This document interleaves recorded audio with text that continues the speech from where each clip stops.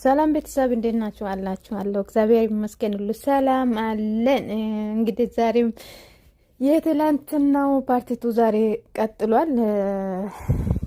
ፓርቲቱ ጋር ይቆማል ብለን ነበረ፣ ግን አልቆመም። ብሩኬ አምርሮታል፣ ነገሩን አከሯል። ብቻ እንግዲህ እኔ እውነት ለመናገር ቅመሜ ስታለቅስ አዝኛለሁ። እውነቱ ሲናገር በጣም ነው ውስጥ እንትን ያለኝ እሷ ስታለቅስ።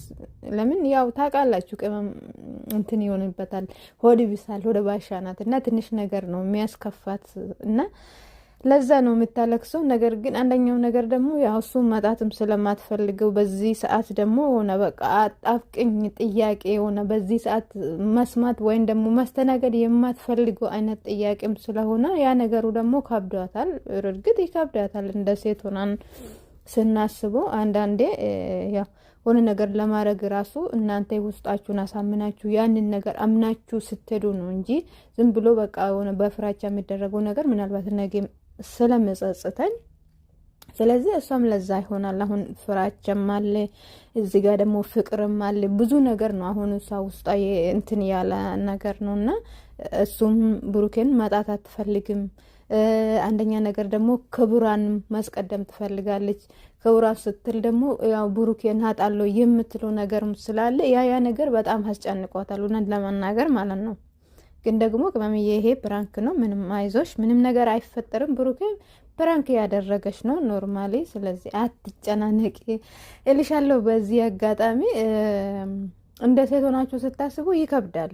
ለምን እሱን መጣት አትፈልግም። እዚህ ጋር ደግሞ ክብር አለ፣ ቤተሰብ አለ፣ ብዙ ነገር አለ እንደ ሴት ሆናችሁ ስታስቡ እና ያ ነገር ነው ሀይሚ አሁን እያስጨነቃታል እና ብቻ ከባድ ነው።